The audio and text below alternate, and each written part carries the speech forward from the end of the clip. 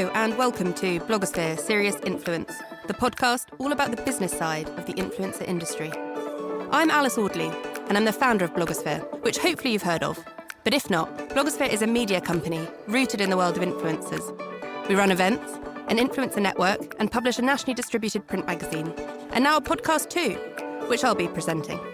If there are any questions about the influencer industry that you want answered, be sure to tweet us your suggestions. Our Twitter handle is @BlogosphereM. And if you want to learn more about influencers and the influencer industry, be sure to visit blogospheremagazine.com and invest in a subscription to our essential magazine. I'm delighted to announce that this series of Serious Influence is being exclusively sponsored by our very own tech platform, the Blogosphere Network. The Blogosphere Network is a platform where brands and influencers can feed back on what it was actually like to work with each other on campaigns. Real, qualitative data. If you'd like a demo of the service, please drop us an email at info@blogosphere.biz. That's info@blogosphere.biz. It's time to bring back the human touch to this human industry. Today on Blogosphere's Serious Influence, I'm joined by Rahul Titus, who is Head of Influence at Ogilvy. Rahul has worked in the influencer industry since 2010, both in marketing and in talent management. Among others, he has worked on campaigns with Bacardi, Maxx and Vans. My name is Rahul Titus. I'm the Head of Influence at Ogilvy. I've been doing influencer marketing for about 8 or 9 years now, which is way too long, unfortunately. I still love it, so I'm still here, and I look after everything at Ogilvy, right from big celebrity deals all the way to micro-influencers, creators, experts, as well as consumer advocacy. How did you first get into the world of social media, and was it even kind of called influencing back then? Definitely wasn't called influencer marketing when I first started this role. It's quite interesting though, because I actually started in SEO. And in SEO, you actually had to work with a lot of bloggers to help with organic rankings. And that's how I actually started working with the world of bloggers. And this was obviously a very long time ago, 8 years ago or so. And then obviously that led into bigger things. So then we started talking about how do we use the likes of Zoella and, her YouTube channel, for example. And that's how I actually started getting into the world of influencer marketing. So where were you when you were learning about SEO and being an SEO expert? So I was in an agency called Dentsu Aegis. They own a lot of agencies like Cara, iProspect, etc. I went to uni in Manchester. So after my master's, I actually went into, one of their offices in Manchester, and that's where I actually started. And even then, SEO is, again, changing quite fast. Again, keeping up with the Google algorithm was really hard. And that's when the bloggers actually started playing a big role in that space. They still do, obviously, 8 years later. But at that point, that was one of the only ways to actually improve your rankings. And, this is really big brands trying to get onto the first page for terms like car insurance or swimsuits, for example. So that's where we actually started. I mean, I am immensely proud of seeing where the space has come because, again, 8 years ago, we didn't have this space. Right now, this is a £1 billion industry with so many people. And I see so many smart people who I meet so regularly, when it comes to the space. And it's really exciting to see where we've actually come. There's a lot going on in Manchester when it comes to social media, as where it's started. What is it about, you've got Social Chain up in Manchester, you've got lots of bloggers that are living in Manchester. Do you think maybe it was just a bit more edgy than London, so it took off there first? I mean, I am slightly biased, I'm not going to lie. I did spend 4 or 5 years in Manchester and I do love the city. I'd happily go back whenever I can. I think Manchester is quite a special city because it has a lot of talent. It is a London of, the up north. And I think you have a lot of agencies who have set up there, small independent agencies, but also big agencies like the Mediacoms and the Dentsu Aegis of the world. So what you have are, this really nice regional hub of incredibly good talent, some great clients to work on, but then also this entrepreneurial spirit that I don't see in a lot of other cities. So I think that combination has just made Manchester an incredibly great city to live and work in. And that's the same with influencers as well. Obviously, the kind of work that's coming out of that is actually changing quite fast. So, like you mentioned, the likes of Social Chain, etc., are actually doing some incredible work. And that's really nice to see. I suppose it's quite an agile place. Do you think that it's maybe a bit more agile than London? There are more hoops to jump through in London. I think it's simpler.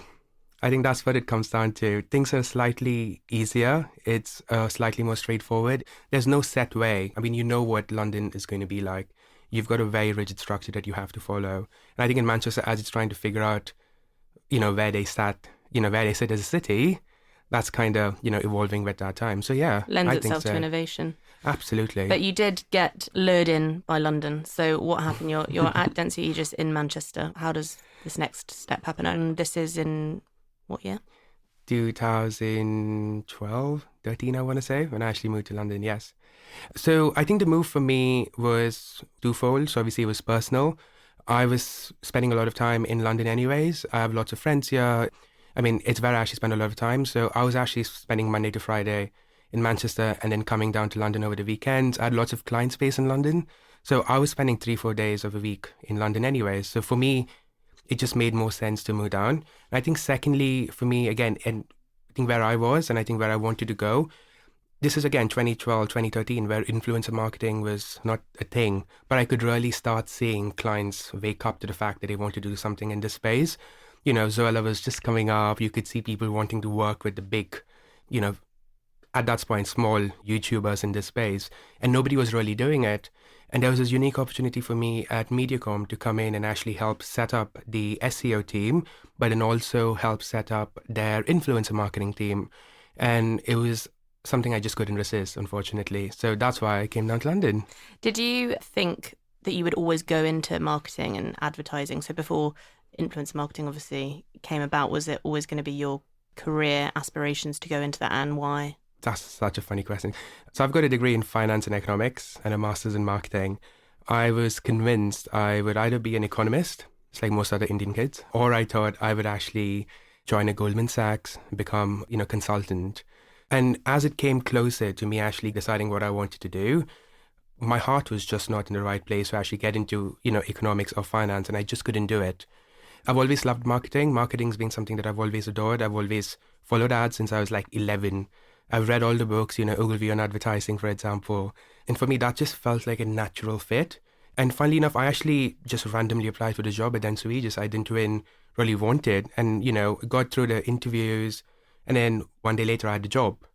It just happened. So you didn't have your quarter-life crisis after university when everyone's like, oh, God, I can't actually get a job. I unfortunately didn't. And I kind of, regret not having that quarter-life crisis because I've never had a day off. So I got my master's when I was 21. The next day I was actually working. Wow. So I never actually took a break. I didn't have any of that. I mean, it's actually definitely worked in my favor. I mean, I'm turning 29 this year. I'm actually the head of influence at a very big global agency. So that's clearly helped me. And, that being said, sometimes I do look back and go, actually, I wish I had 6 months off to figure out what I wanted to do. But it's worked very well for me. Maybe you can do that for your 30th or 40th. Have a midlife crisis. Not have a midlife crisis. Maybe you can go travelling, have a bit of a break. Yeah, absolutely. Creativity often does come when you are having a bit of time off. Without a doubt. But so you get to set up this team at Mediacom. What are the more senior people at that time telling you that they want to do, or did you get the clear rein, and how did that all start? It is really hard because I knew what I wanted to see influencer marketing to become. Not a lot of agencies were doing this at this stage, and I really saw a role for an agency like Mediacom to actually come in and, do something special.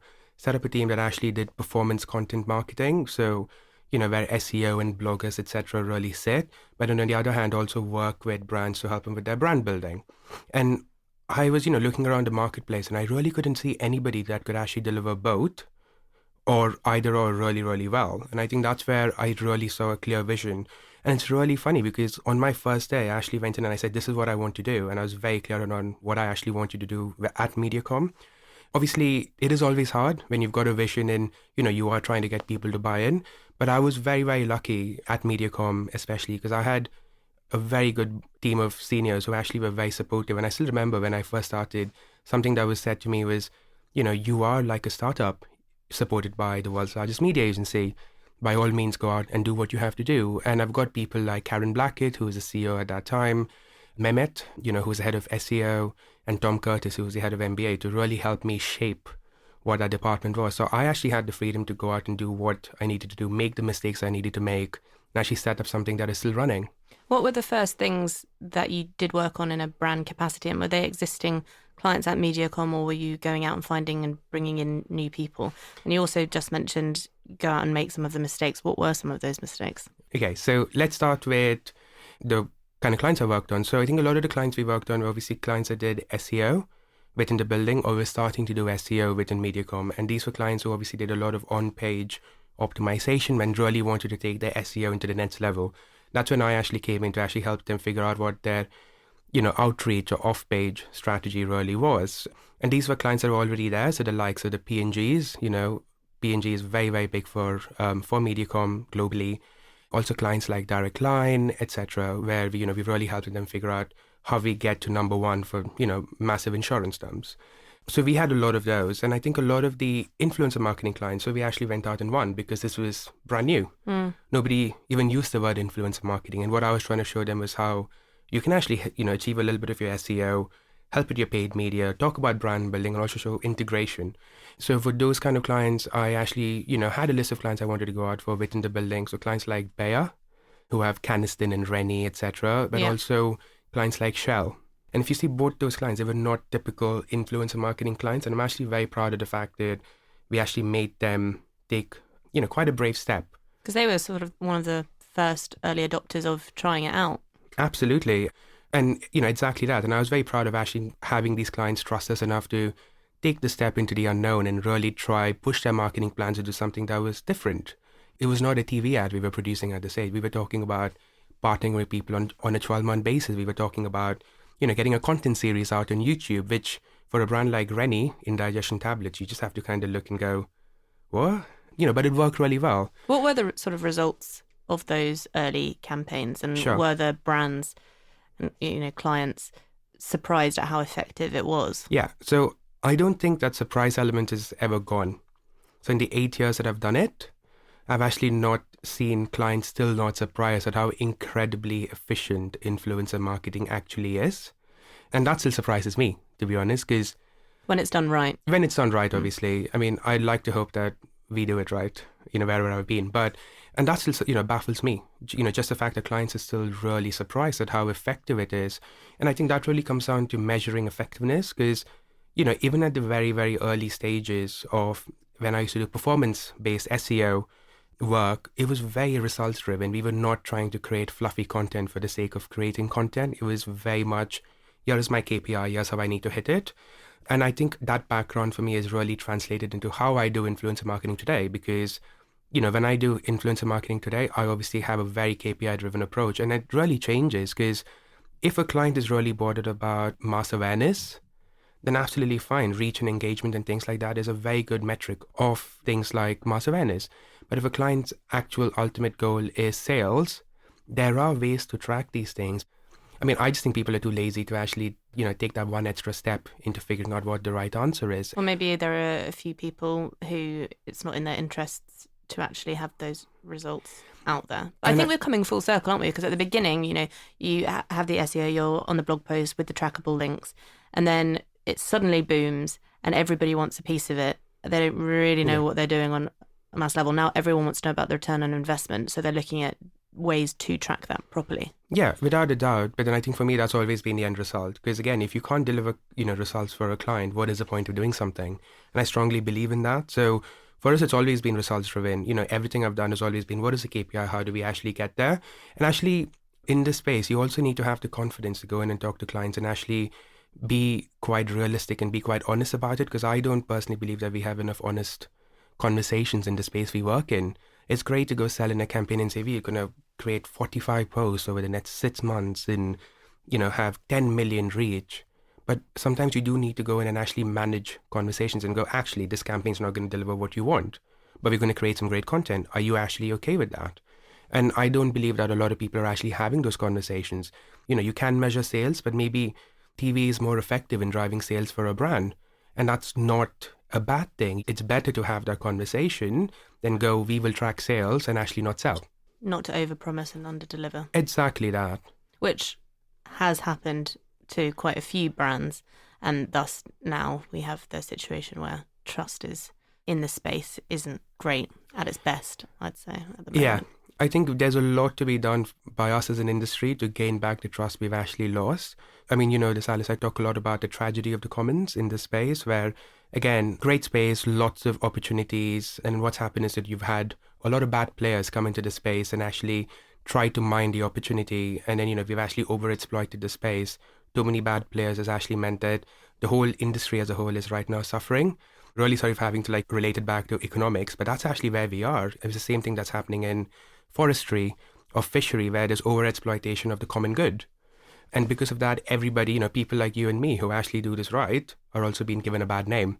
And it is in our interest to actually take a leading step in this industry and make sure that we are doing it right. Because if not, we are going to lose something that we've actually worked very hard over for the last 8-9 years.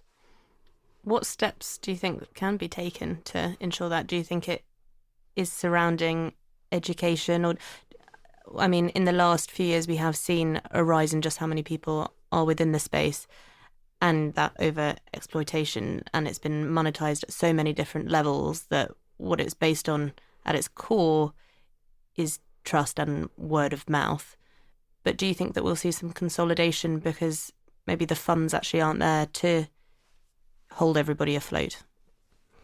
Yes and no. I think the onus lies on people like you and me in actually making sure we do this right.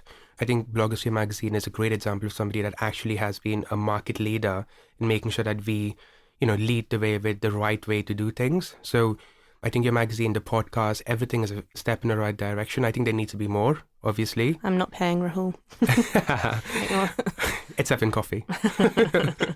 But then I think, we need to do more in this space to actually get that right. And I'm starting to see things, going in the right direction, but I still don't think we're there. We're not talking about the issues that actually really exist. And there's so many, not just overpromising and under-delivering to brands, not just eating into each other's market share. There's also issues like blogger payments. Are we actually getting the bloggers paid on time? What percentage is actually going to the end blogger or influencer who actually is doing the work for us? So these are real conversations that we need to have as an industry that I don't think we're actually having, because right now we're just looking at making the most of the space, and that's not good enough, unfortunately. I think there is very little transparency on just how many players can be involved in one brand deal. But let's go back to MediaCom. You set up that team. How long are you there for? And then you make the move into talent management. So I was there for about 2.5, 3 years. So when I left, I think I was very happy with where the team was going. We obviously set it up on a global level. We were, delivering campaigns multi-market. We had teams in different markets, again, doing this.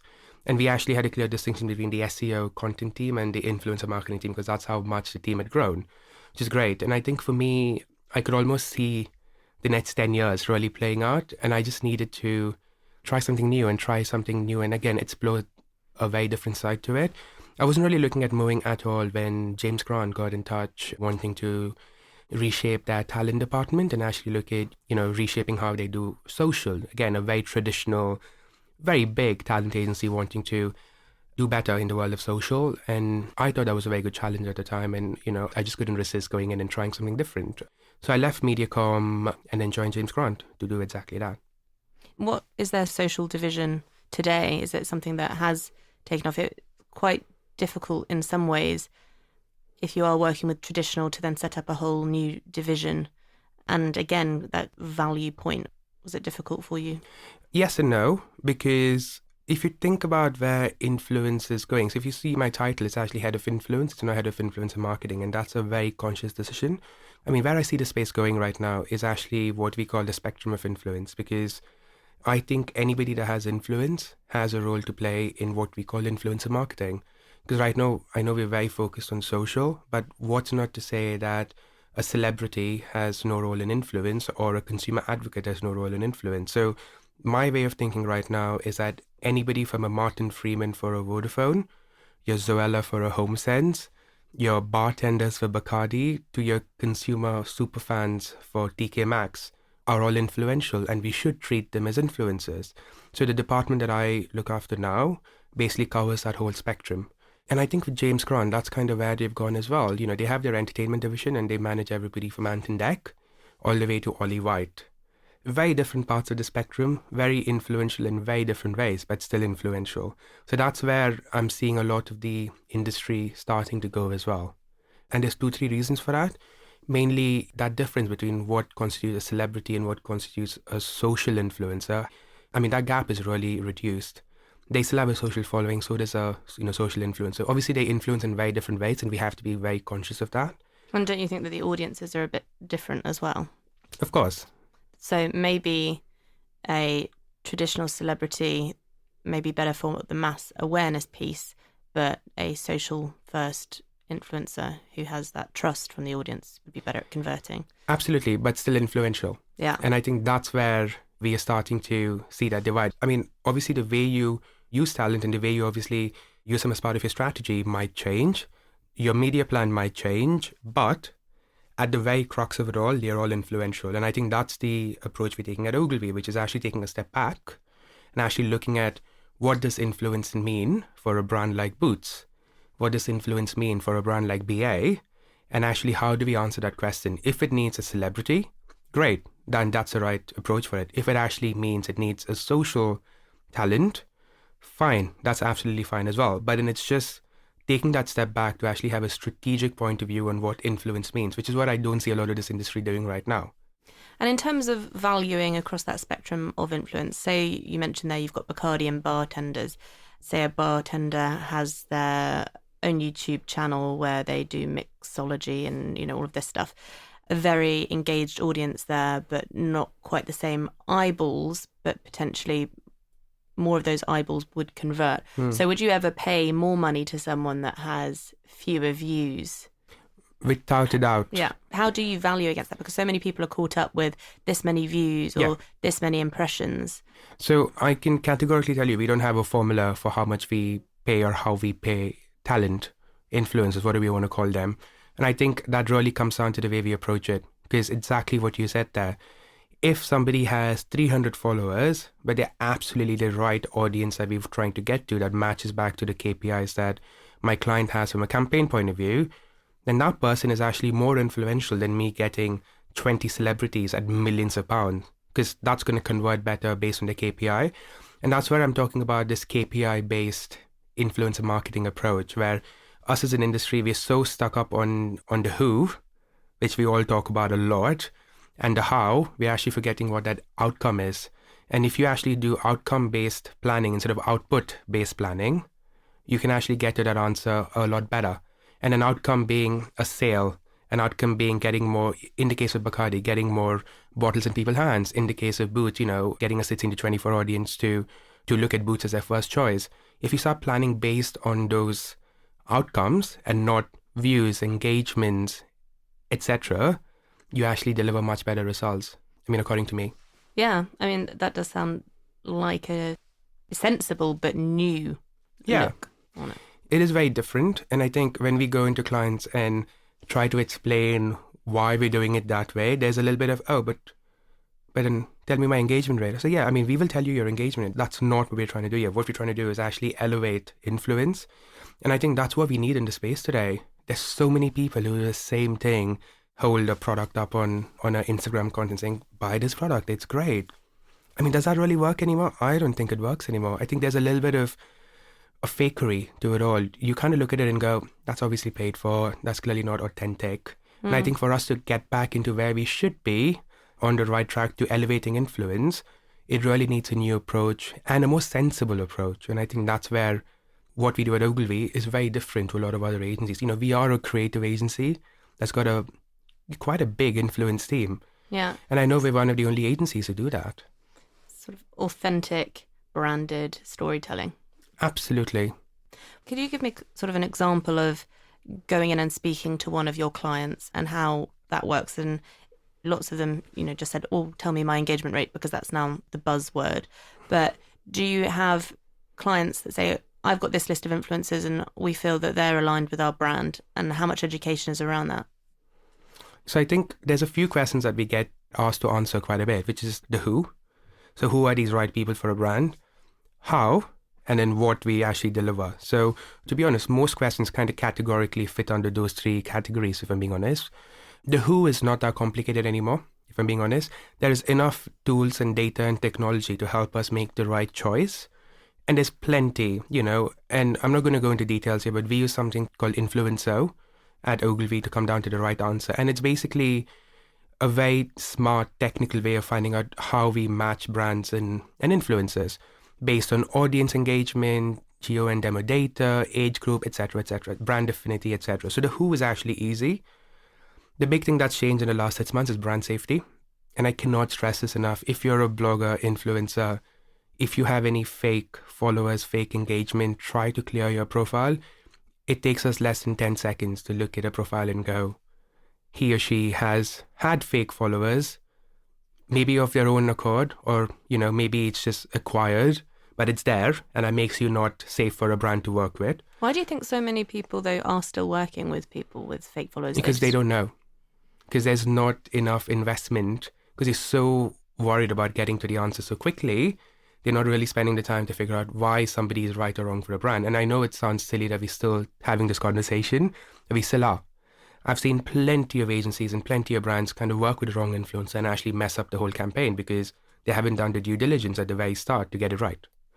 So the who is really important, but I think the who is now straightforward. If you're a good agency that knows their stuff, a good brand that knows what they're doing, the who should be easy. On the how, I think the how comes from it, with really good experience. There's not a lot of brands who actually do multi-market influence properly, which is where I think for us as Ogilvy, that's what we do. We know how to answer those questions strategically, but also then how we actually execute it. And not many people talk about, in terms of the how successful their campaigns have been in a breakdown of it. So, you've got the likes of The Drum that will be covering more traditional advertising campaigns with all that uplift, but there aren't really sections specifically on influencer marketing. So I'm trying to change that personally. So I think this year for me, a big part of what I'm doing is actually going out to what is a traditional ad space and actually, trying to get them to understand where we sit as an industry. I mean, it's great that we have these conversations, but I think people outside of the space need to know about the wonderful things we're doing as well. So a lot of this is actually talking to the likes of The Drum, talking to the likes of Campaign, talking to the likes of Adweek, and making sure that influence is actually understood, more than the basic influencer marketing 101. We all know that. I think it's actually going into the next levels, and that's making sure that we have the right awards in place as well. And I cannot stress, that's so important. So for example, at Cannes, there is now an influencer Cannes Lion, which again didn't exist 3 years ago. But again, not enough brands and agencies go for it because they don't know what that even means. And I think that's where we are starting to see, a seismic shift in where this industry is going. Ad agencies, traditional ad agencies, traditional media agencies, traditional PR agencies, and brands are really starting to understand influence and the value of influence. And as we start seeing that, we will see more traditional coverage of what we all do.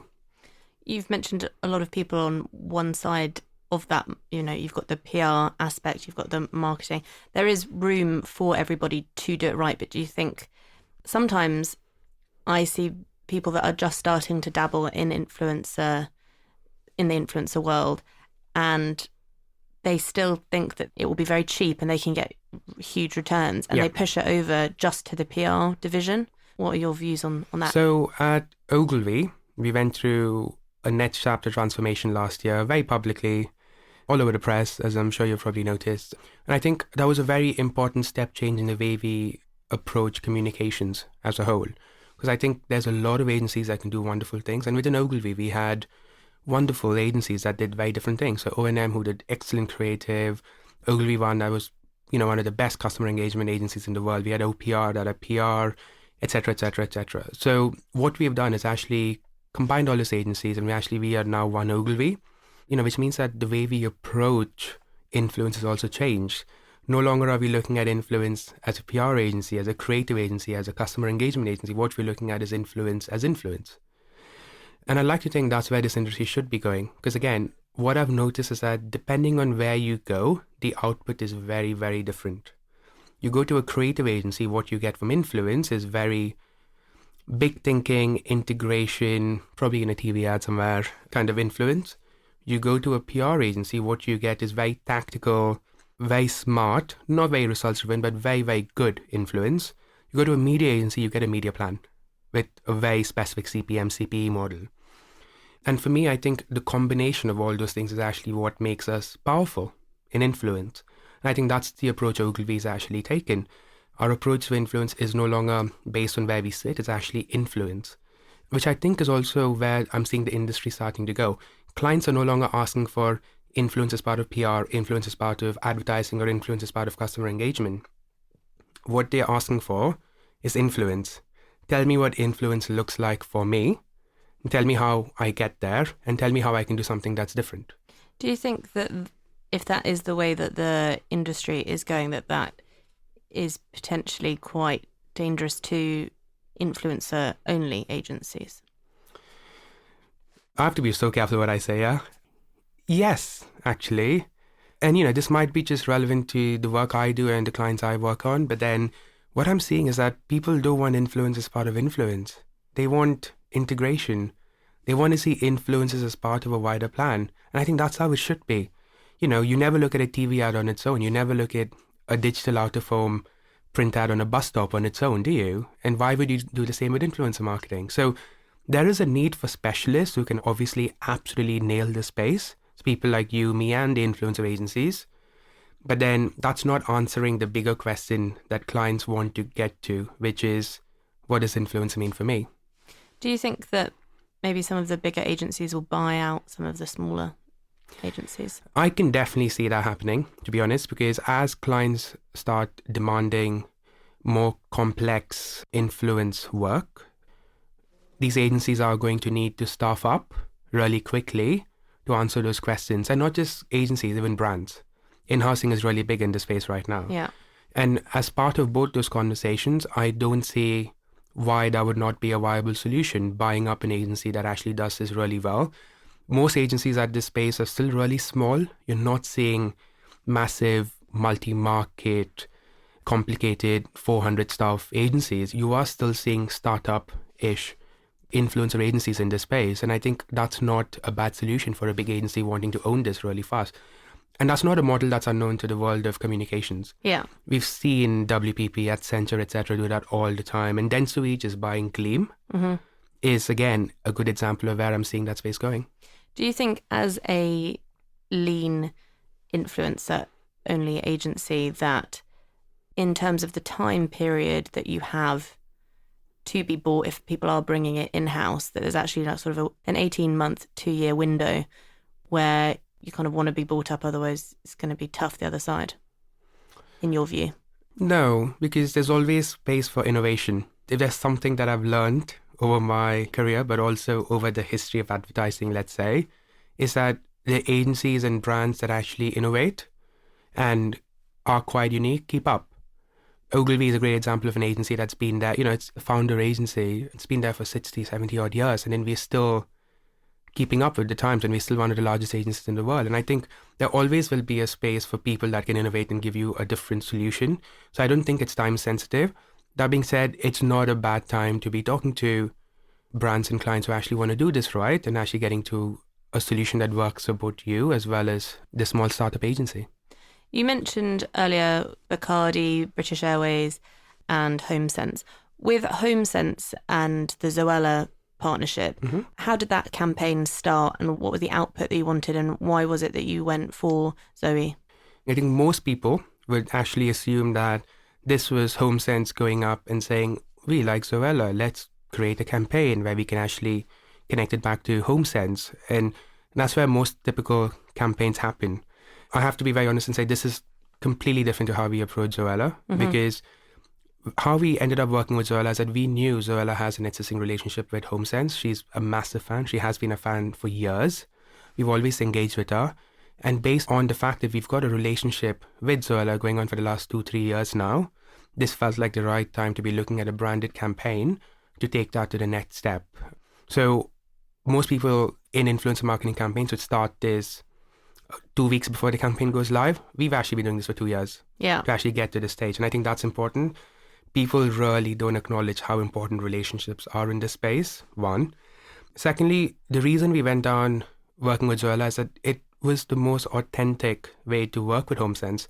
She is a massive fan. She has been a massive fan for years. There was clearly a very good brand match, and it made sense for us to go down that route. And thirdly, you would assume that HomeSense would actually, took the first steps in this conversation. It was actually the other way around. Zoella and her team actually came to us talking about how much she loves the brand and how she wanted to work with us. Well, she released a whole book last year about hosting at home. Yeah, exactly. That's where that relationship becomes really important. So this was actually one that came from the creator first. It wasn't the agency or the brand first. And did they say, we want to work together, or come and say, look, we want to work together, here's what we can do and here are the results? And then you look at those results and say, okay, well, actually, we would like a bit more of this for the brand, We get a bit of both, yeah. To be honest. I think in this particular case, it actually was a bit of both. It made sense for us at that time to strategically partner with Zoella to help us deliver the campaign results that we wanted to get down. And you got the results that you wanted. And we definitely got the results we wanted. Working with somebody of the likes of Zoella is that you actually will always get guaranteed results. She is incredibly authentic as an influencer. She only works with the brands that she actually really likes and adores. And again, from a results point of view, you can't question that, which is exactly why that's a great partnership for us as well. And Zoe's obviously macro. And you said she's only going to work with brands that she really likes because she doesn't need to work with anybody that she doesn't want to now, which you do see in the sort of top tier level of influencer, because they already have that revenue streams, they've diversified, they've got nice nest eggs. Then on the other side, you've got the nano influencers who below 1,000 and having those sort of conversations. But actually it's the people in the middle who maybe have the aspirations to go full time, but when a brand deal lands and you're going to be paid 10 grand to promote a contraceptive device, you're not going to take it. And so actually, in terms of authenticity, many people say, oh, when you get big enough, they're just like celebrities and people don't feel the same. But you can be very authentic when you're that big because you just don't need to work with people that you don't want to. And when you're very small and it's literally just a hobby on the side, which is where it all started, that's authentic too.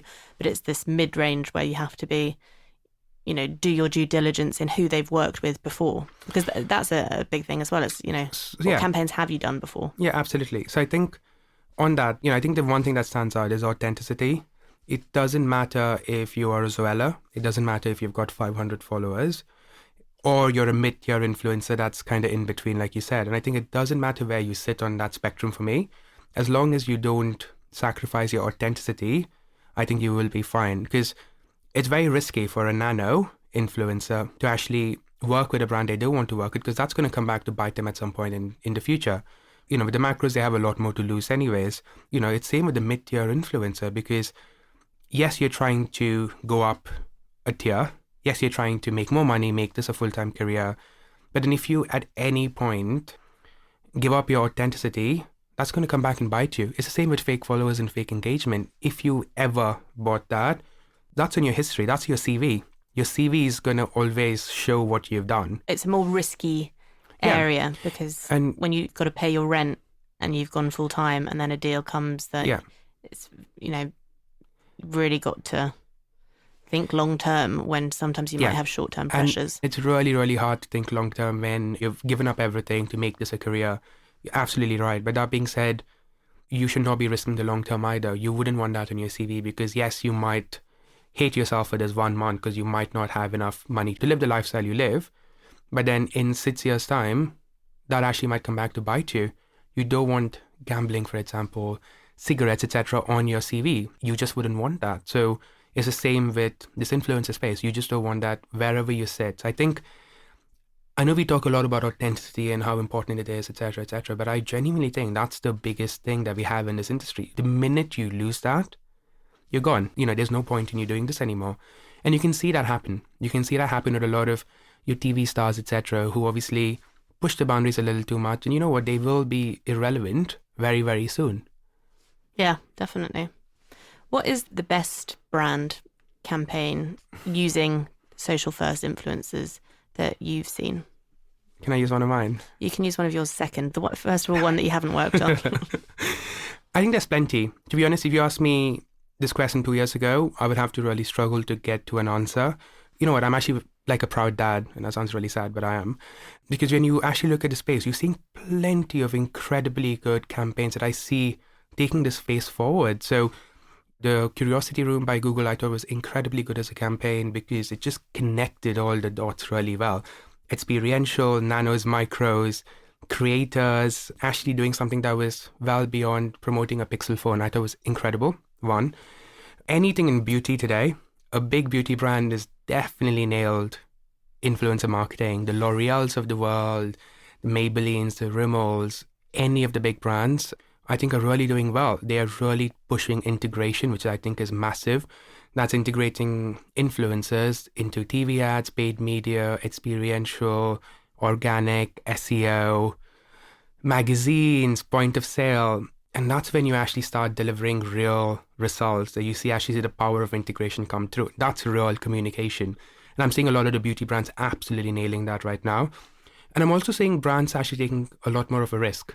Brands you don't normally see play in this space actually doing a lot more.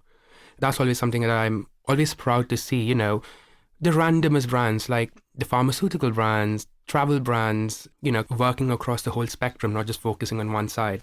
BA, which is one of, the brands that we look after at Ogilvy, and the new BA 100 campaign where we actually used people like Olivia Colman, etc., really authentically to tell a brand story. Again, it's incredibly powerful influence work, irrespective of where it sits on the spectrum. So plenty of examples there. Integration is so important. I feel like I've been saying that for a long time. You have been saying it for a long time. It's like the brands originally would say, oh, social, these people are very big on social, so we'll just borrow them and make us really big on social. But actually, if you want the 360, then you should do it everywhere. On 360, what I would say is, okay, it is very hard work. I'm not going to lie, there are times when I actually sit there wanting to pull my hair out going, why the hell did I sell this really complicated 20-channel planning? It is long hours. It's very complex contracts. It's very complicated media plans. It takes a lot of time and effort. But there aren't many people that can do that. So then that redefines your Ogilvy's USP. Of course. And I think that's great for us. But then it is hard work. So I will put it out there. It is a lot of work to actually get to that stage where we are doing multi-channel integration for Boots and Bacardi and British Airways, etc. But then what you do get on the other end is some incredibly powerful work that you just have to look back and go, oh my God, that's incredible. We actually delivered that as a team. And me and my team are immensely proud of the work we then deliver, because we could have taken the easy way out. We didn't. We obviously, pushed integration. And I think that's where I'm seeing a lot of the brands actually go as well. So the best brands in the space today sell integration. They don't do influencer marketing. They do influence as part of an integrated plan. I think that's really powerful. So now you can tell me, what's the best campaign that you've worked on and why? A little bit of self-promotion. I mean, I'm actually really proud of the work me and my teams do at Ogilvy, anyways. But I think the 2-3 campaigns that I think are really powerful for me right now is Vans, who we, do influence for across EMEA. So we've just helped them launch their comfy cush shoes globally right now.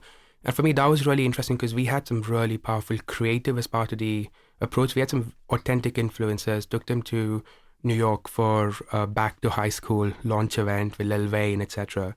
But then what is really interesting is I got the creative teams to create some unique Giphy stickers that are on Instagram stories.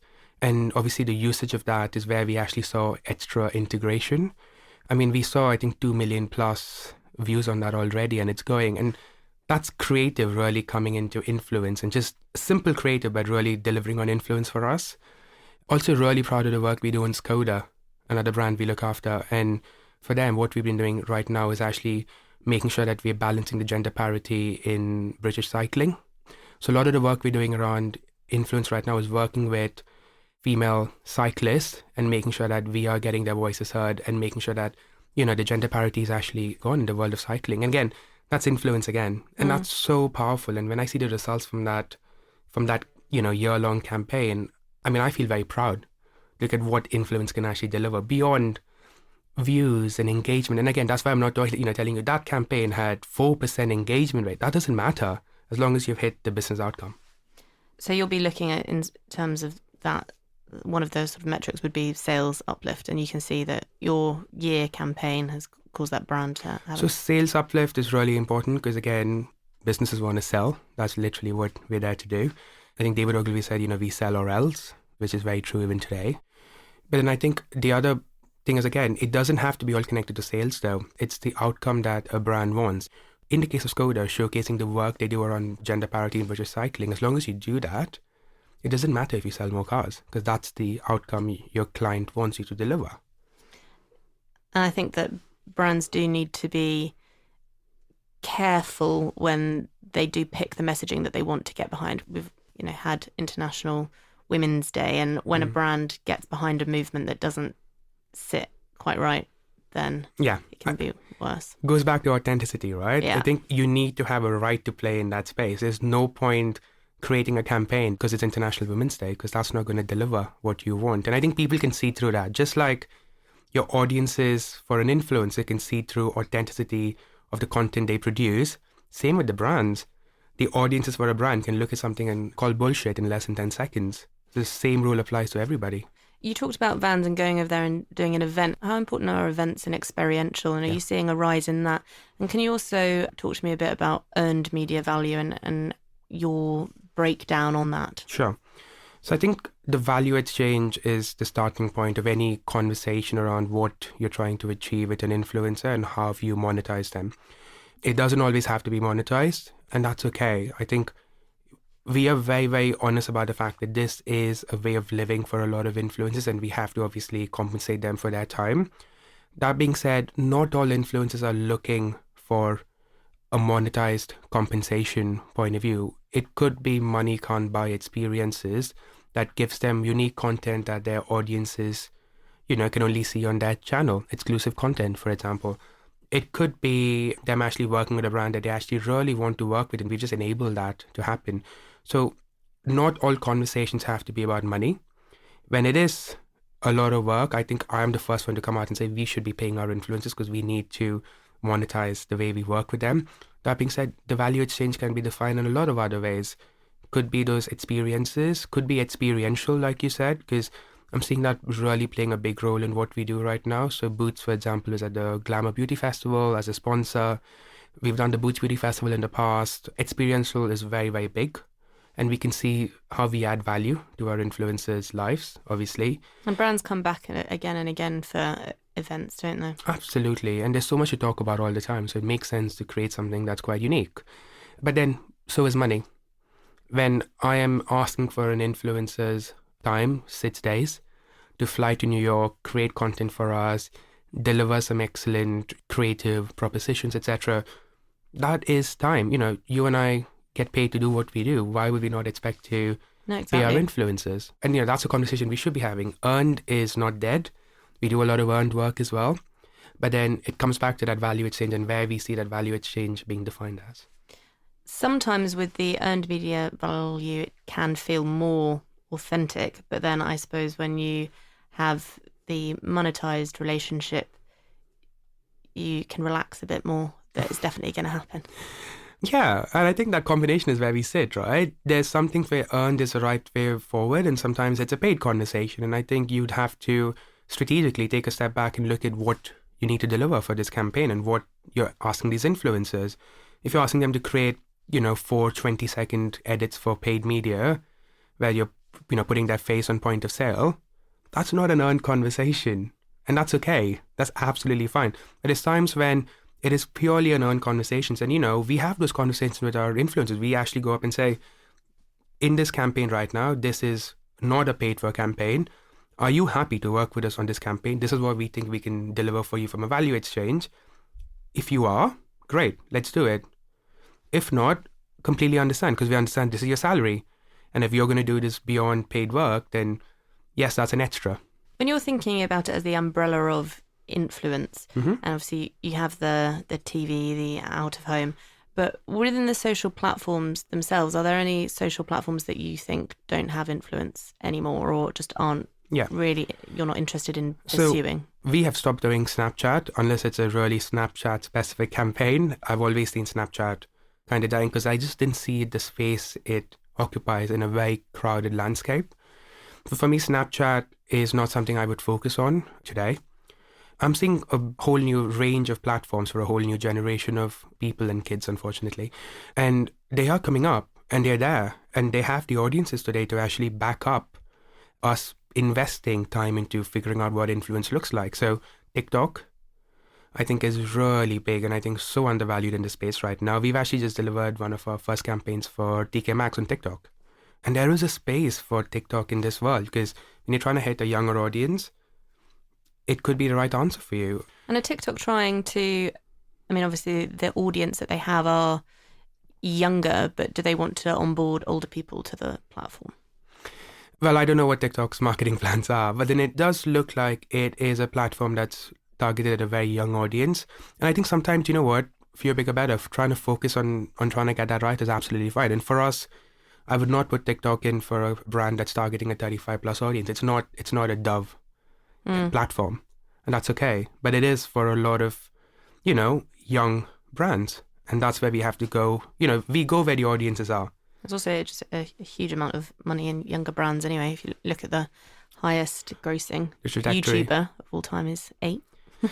I know, that's so depressing, right? Yeah, hey ho. You know what, that's the world we live in. So I think TikTok for me is really undervalued right now. There is a big growth area for it.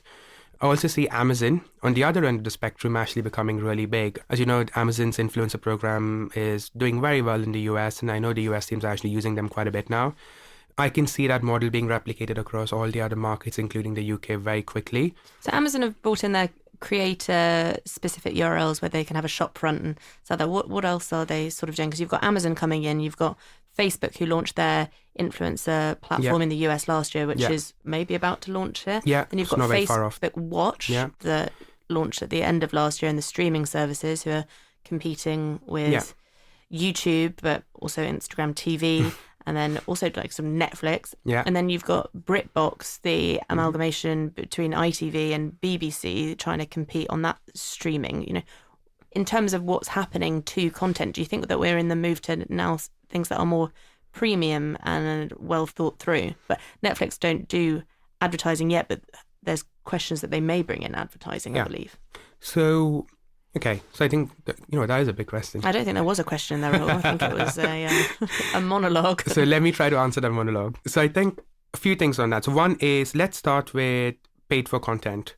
There is a bigger role for paid for content. I think as viewing habits have changed, Netflix, Spotify, etc., are very much part of everyday life now. 3 years ago, it wasn't the case. Now it is. I think that's a trend we're actually seeing starting to build into influence. As we saw dual screening, etc., come up a few years ago, that's kind of now in version 5.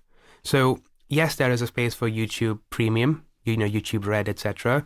There is a space for influence as part of the paid for content. So Facebook Watch, etc., coming up. All of these are steps in the right direction. And for people who want to consume premium content, that is the right solution forward, especially for an older audience, I think. So the younger audience are not going to want to pay that much money to consume content, but for an older audience that wants to invest in seeing their favorite influencers, that's the right solution, and that's going to keep going on. There is a lot of buzz around new platforms coming in. That's always been the case though. So I think YouTube 8 years ago had the same buzz because it was brand new. Facebook was the biggest platform 4 years ago, right? Everybody was on Facebook all the time. That's not true anymore. WhatsApp is now really big. Instagram is really big. Snapchat was big at some point. It's dead now. Twitter was really big at some point. It's slowly, gradually going away as well. So the platforms will keep changing. But I think what's really important for us to keep in mind is that we need to follow the audience. As an industry, you go where the audience goes. If the audience is on Netflix, then as an industry, it's our job to find out how we actually use that to our advantage.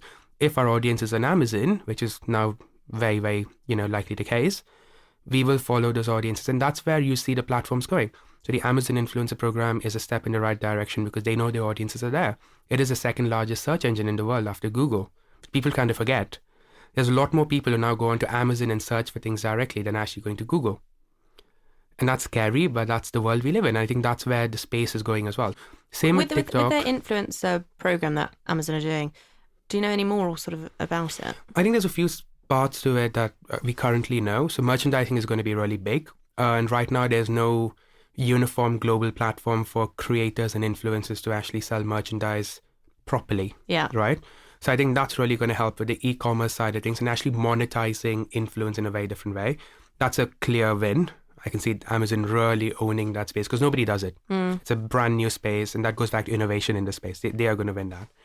I saw an interview with Jeff Bezos. Well, it was from a long time ago, but they're saying, are you an internet company or are you a retail company? It's like, we're a customer service company. Like, we're going to have the best customer service in the world. And that's very true, isn't it? Yeah. I mean, if you order your favorite influencers merchandise and you're going to get it the same day or the next day, that's no Amazon one can Prime. compete on that. Yeah. Amazon Prime is a wonderful thing, right? So there's a lot of that. And I think what they're trying to do is actually create Amazon Prime Video is where they're starting to look at entertainment really coming and matching into e-commerce. So this wonderful new world of e-commerce and entertainment coming together is so powerful. And no platform's really doing it properly right now. Instagram to a certain extent is, Facebook maybe.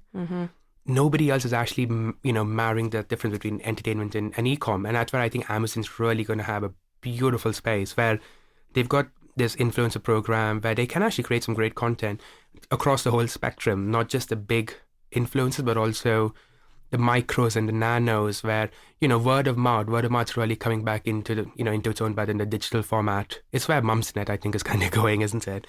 So you've got that beautiful world of entertainment and e-com coming together, and that's going to be very powerful because you can actually go view your favorite content, get recommendations from people who obviously think that's wonderful, and then go buy it all in 3 clicks. Yeah, I was going to say buying, that's what they've nailed, isn't it? It's Exactly. so easy to buy. And, with Amazon Prime, you can get it next day or in 24 hours, which is so powerful. And right now, if you look at the creator space where merchandising is much bigger, so the mid to macro instead of the micros, they really struggle.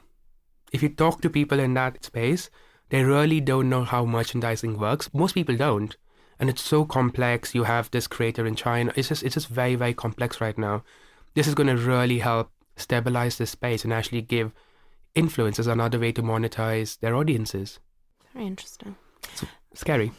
Yeah, but exciting as well, because I feel like we're still, though 8-10 years in at the very start again. I still think, you know what, you'd be surprised how many times I still go in and do conferences, workshops, etc., where I start, what is an influencer?